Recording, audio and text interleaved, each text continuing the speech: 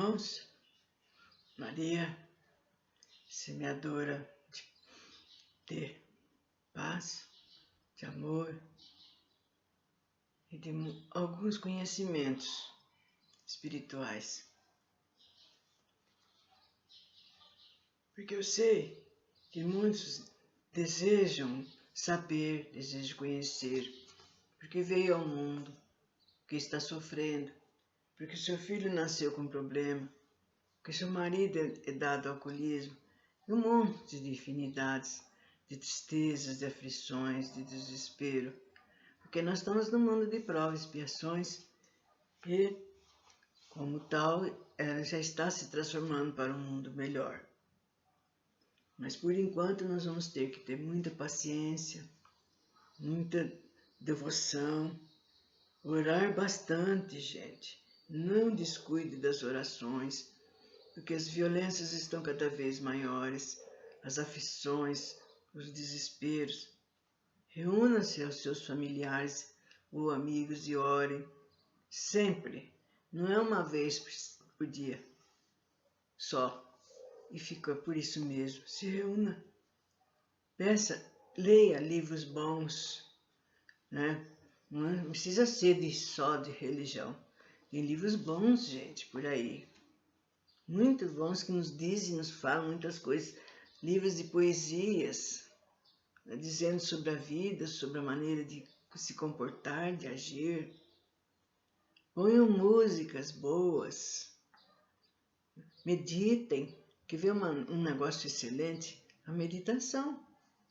Pode a família inteira põe uma música, né?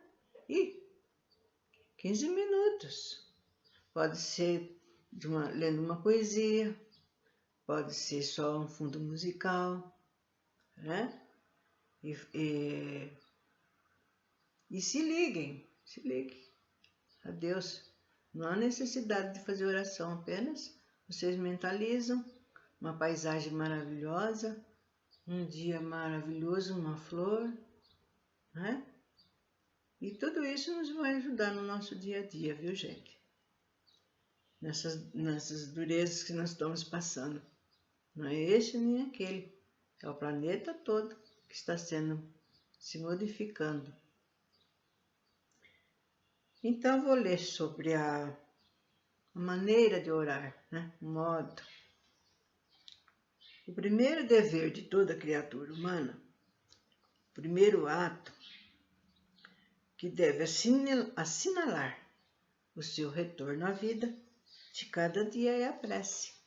Então, nós dormimos, acordamos e antes de nós levantarmos, nós devemos elevar o nosso pensamento a Deus, né? Ou então, quem está acostumado, nós já fala Jesus, outros com a sua santa do coração, né? Agradecendo por mais um dia que vai entrar. Eu peço proteção para todos da família, né? Para si próprio, para que tenha paciência, se trabalhar fora ou não. Mas é obrigação nossa, viu, gente? Tem gente que levanta correndo, quando vê já está lá tomando café, sai voando com as coisas caindo pelo chão. Não é assim. Vamos nos policiar. Vamos fazer tudo disciplinado, senão o dia começa torto. Quase todos oram, mas poucos sabem orar.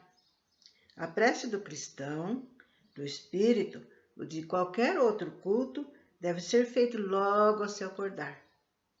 Quando o espírito retornar, o domínio do seu corpo após o sono.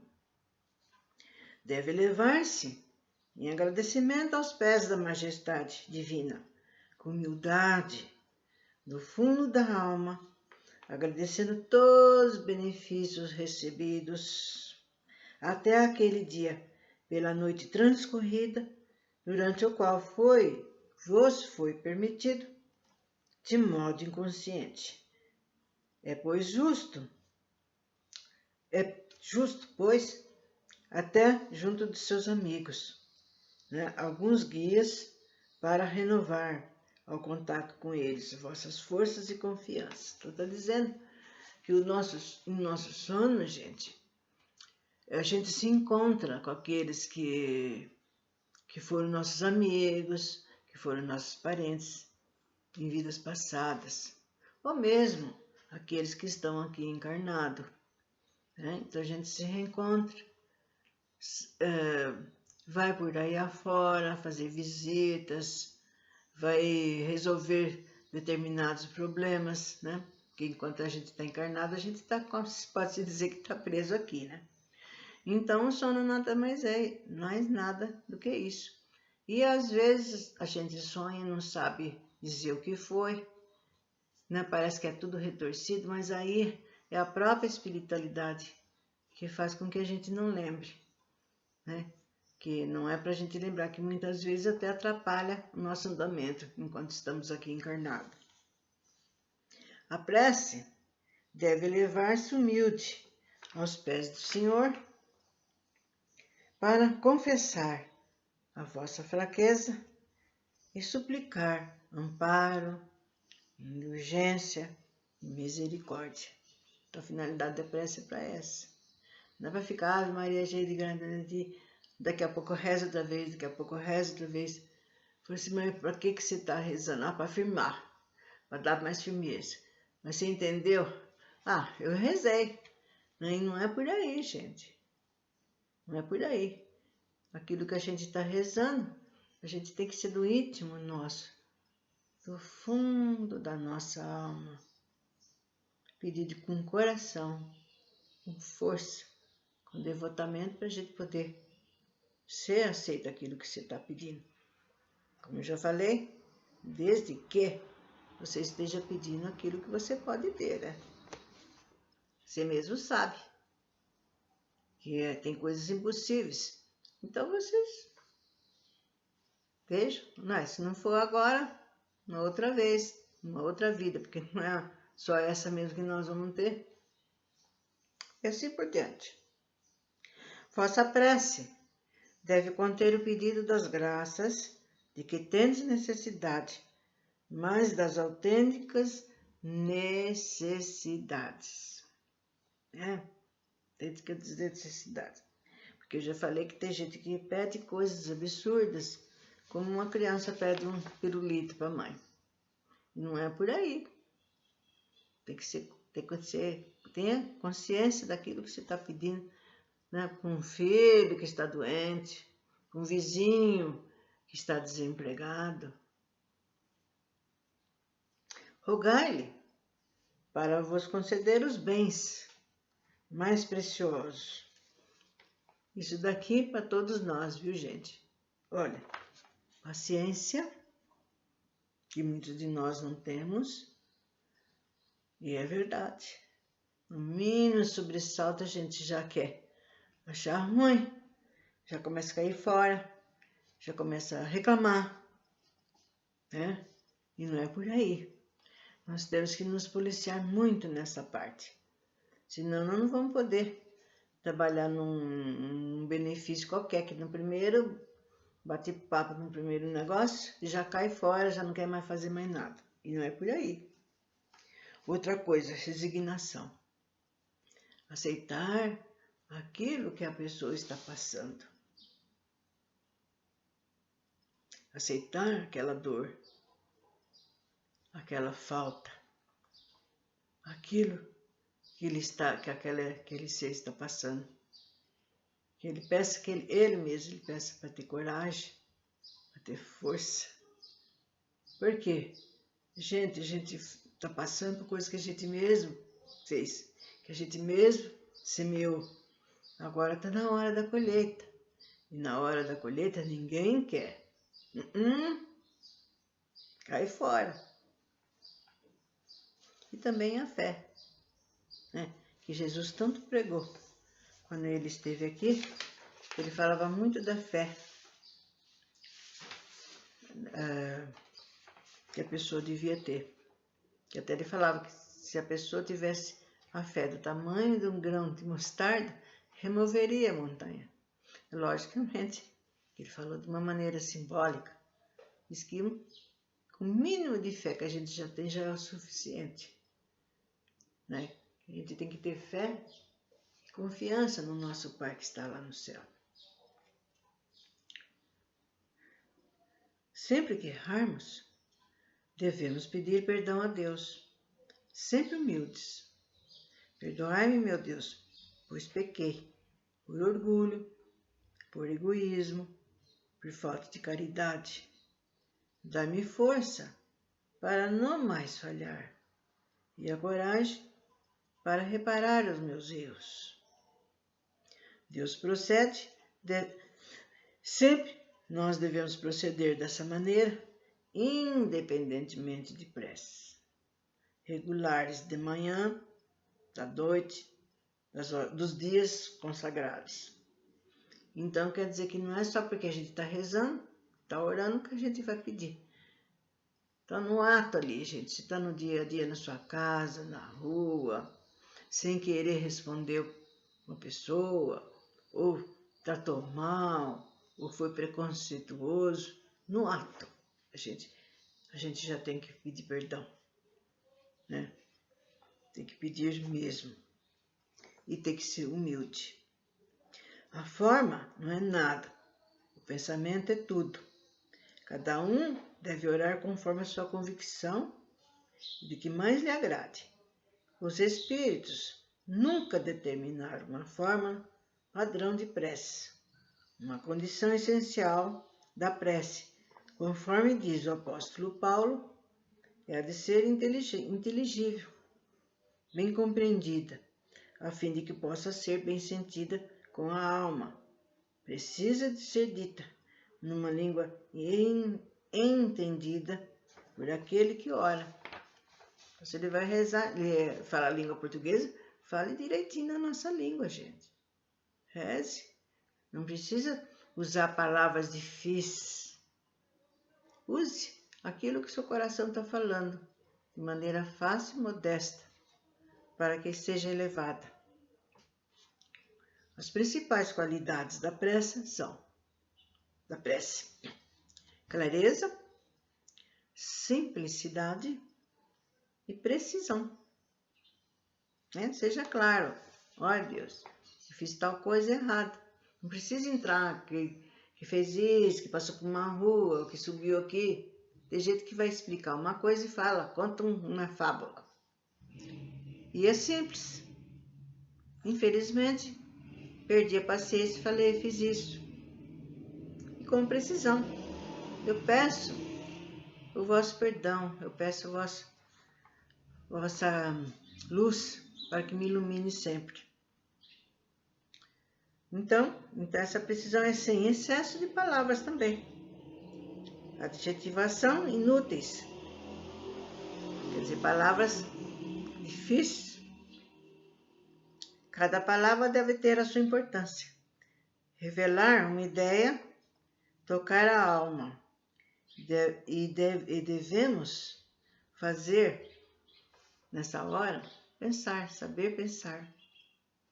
Não rezar pensando no, nossa, meu curso não está dando certo. A outra está rezando, nossa, por que eu briguei com meu namorado daquele jeito? Tô com a consciência. E a prece vai para as cucuias, né?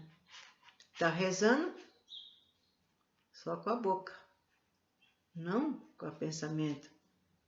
Deixa para pensar as coisas mal resolvidas depois, gente. Principalmente na igreja, num lugar calmo, né? Não pode ter gente conversando, falando. Uma vez tinha 2 mulheres na igreja. Até, eu não sei por que as duas estavam descontentes uma com a outra, contrariadas, e começaram a falar alto lá dentro. Saia fora, gente, na calçada, ou então marca uma hora para as duas resolverem esse problema. Porque quem está rezando lá, tira a pessoa do seu pensamento. A pessoa assusta, fala, nossa, o que está acontecendo? O que houve? Eu acho que qualquer lugar de oração deve ser lugar bem sagrado. Nada de barulheira, de contendas, de brigas.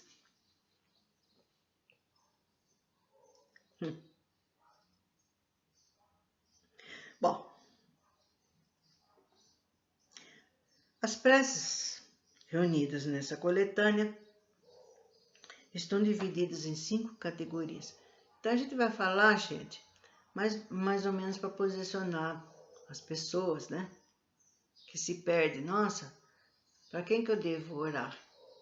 Às vezes a gente não tá bem assim, com a cabeça bem firme, mesmo assim, então a gente fica, né? Nossa, depois que acabou de rezar, fala, nossa, esqueci de falar tal coisa, esqueci de pedir tal coisa. Então, antes de a gente rezar, a gente já vê o que a gente vai falar, o que a gente vai pedir, para não ficar um negócio duvidoso, esquisito. Como falou ali, precisa ter clareza. Bom, ela é dividida em 5 categorias.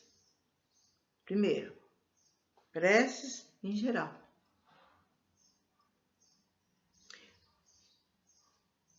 O número 2, prece por si mesmo.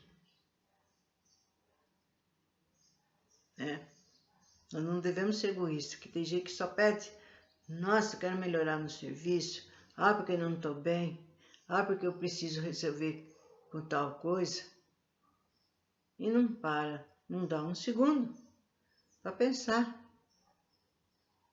na vizinha que está com câncer, num ente querido que está precisando de uma visita, de uma ajuda.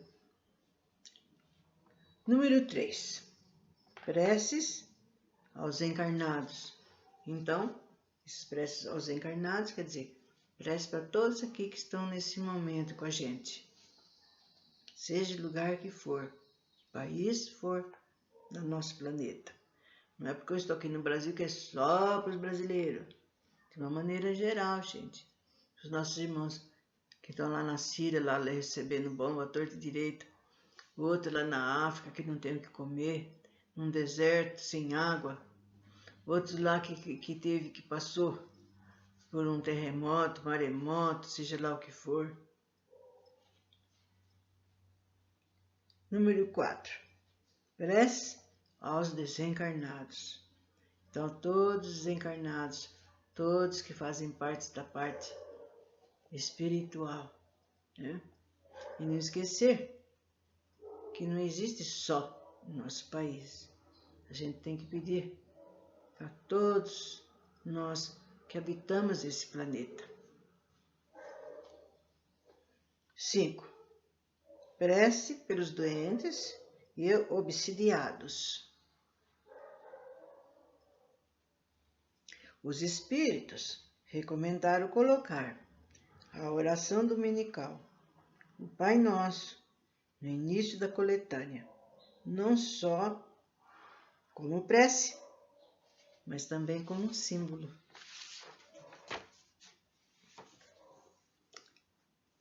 De todas as preces, e aqui coloco em primeiro lugar, porque veio do próprio Jesus e porque pode substituir a todos conforme a ideia e o sentido que lhe atribua. Então, na própria prece, a gente está pedindo por todos, que é a prece do Pai Nosso, que Jesus nos legou. E até hoje nós rezamos todos nós em nossos lares. É o mais perfeito modelo de concisão verdadeira, obra-prima, sublime na sua simplicidade. De fato, de forma mais singela, resume todos os deveres do homem para Deus, para consigo mesmo e para com seu próximo. Para auxiliar e aclarar a mente sobre as proposições do Pai Nosso, de acordo com o conselho e com a assistência dos bons espíritos, a cada proposição da prece foi feita um comentário que lhe desenvolve o sentido. Então, depois que tudo foi falado, de uma certa forma, a gente resume isso, né? Que não precisamos ficar entabulando, nossa, o que eu vou falar, o que eu vou fazer. Reza o Pai Nosso, do fundo do coração, do fundo da sua alma. Mas como já foi dito, gente, atenção naquilo que está fazendo. E saiba para que você está rezando, para quem você está rezando. Nunca esqueçam, gente, nunca esqueçam de antes de mais nada desse mundo, agradecermos por estarmos vivos, agradecermos por nós termos um teto, agradecermos por o nosso alimento, não só material, como espiritual. Então, no próximo, será explicado, parte por parte, o Pai Nosso que Jesus nos deixou. Até lá!